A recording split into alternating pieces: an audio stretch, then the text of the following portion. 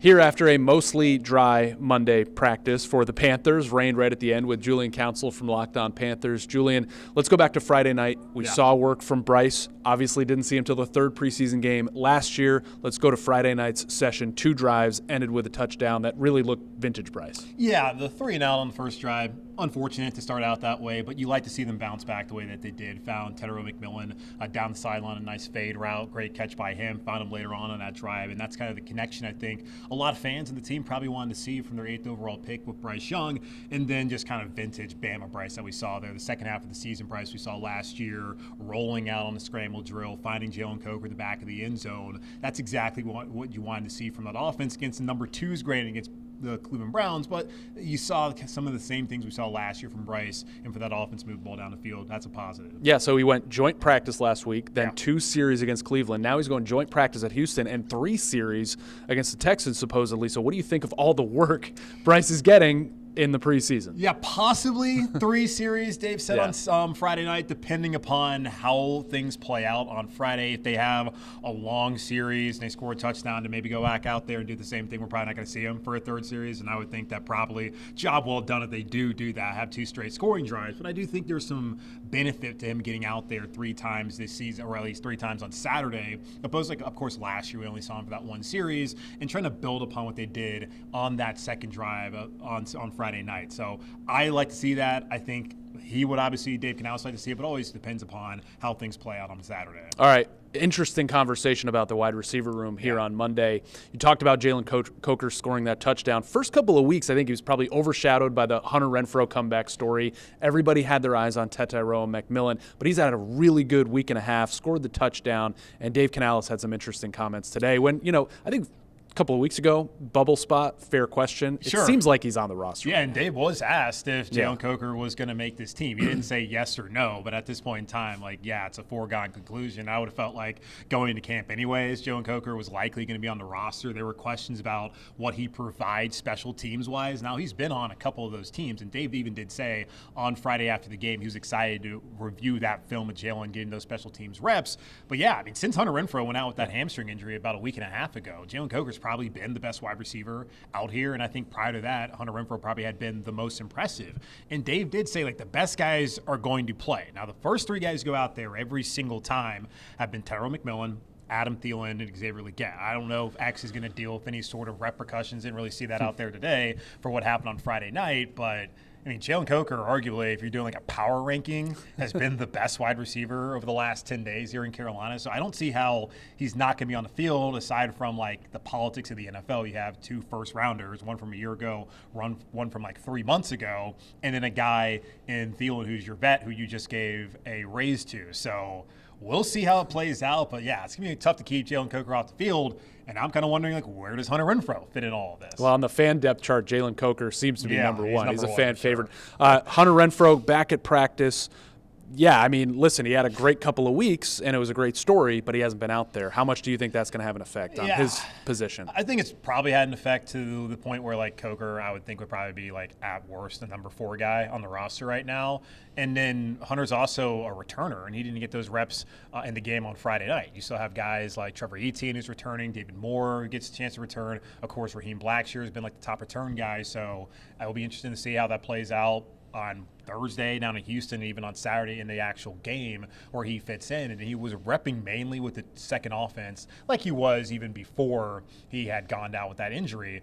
But I don't necessarily think he's on the bubble per se, because I do think that once he gets back to where he was, that he'll be a guy who's valuable for Carolina, but you can't help but think that he's probably fallen back a tick just because of how Coker's performed and the amount of time that he missed.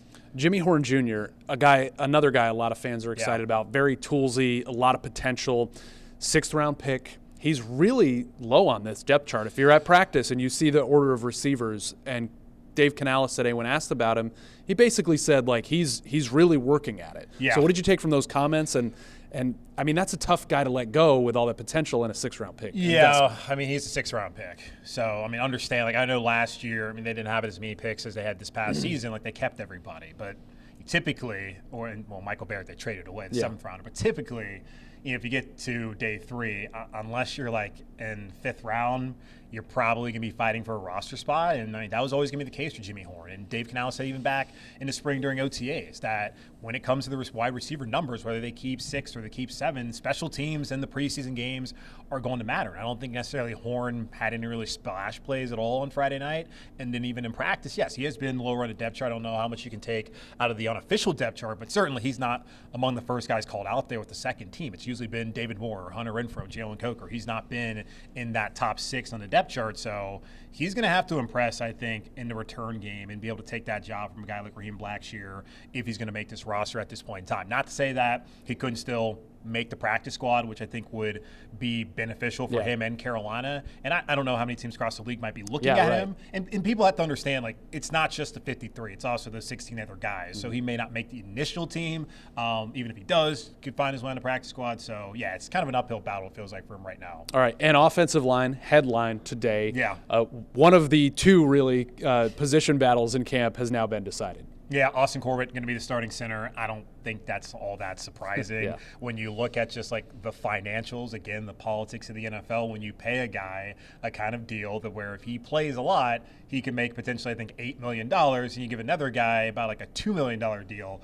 Probably the veteran who was your starting center to begin last season and has all the experience and can get the most money is probably going to be the guy who ends up winning that job. And Dave talked about it was a close competition, but also the experience that Austin has. Like, that was a big part of why he ended up winning this job, and it's not all that surprising. And if you paid attention recently, you go back to last Wednesday during joint practice with the Browns, Austin was the starting center. Then you go back to Friday, starting center. Today, starting center. So it felt like it was pretty over. So I had to ask a question, and Dave said, yeah, it's over. But Cade Mays, valuable as a backup center, and then certainly at guard with Damian Lewis out right now.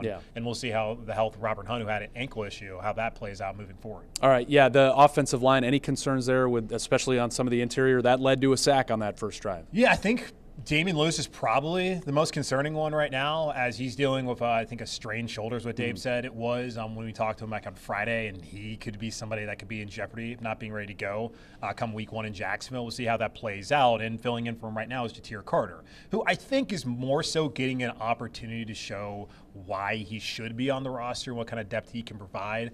If it was actually in season, I'm guessing someone like Brady Christensen, maybe Cade Mays actually gets those reps at left guard. Robert Hunt, don't think there's too big of a concern there at right guard. It just was an ankle. He had his right ankle taped. And, I mean, there was a scare because he was down for a little bit, and they did turn off the music. So I was thinking that they lost possibly their best offensive lineman there for a significant amount of time. That was not the case. We'll see if he's available, because Dave didn't really have any updates there, if he's available on Thursday when he go down to Houston, of course, on Saturday for the game. But I think the depth, getting guys like Chandler Zavala back, which should potentially be soon, maybe next week, that will help out. Having Cade as a backup, also having Brady Christensen, they're probably still in a good spot, especially when you compare where they were a couple of years ago. All right, last question. I want to go back to receiver because we heard from Xavier Legette today. Obviously, Friday was fight night at Bank of America Stadium for Legette. He got ejected. He apologized on Twitter. He and Coach Dave Canales had what Canales called a great conversation. Where do you feel like Legette is in standing with this coaching staff right now? Obviously, 8 drops last year. Yeah. The fight the other night. There's a lot more competition in that room right now. I mean, he's going to have to earn it. And you go back to what Dave said when he was asked about Jalen Coker. The best guys are going to play. So, I mean, the best guy, again, over the last week and a half has been Jalen Coker. So I would imagine he's going to play. I have a hard time not seeing Adam Thielen getting a chance to play a lot. And then Tetairoa McMillan, he's been somebody that he had a couple of drops on Friday, but he's been able to make some plays. He's been a key target, and he went 8th overall. So, yeah, you want to get him out there. I think when you look at it, when you start off the game, they started off in 12 personnel with 2 tight ends out there.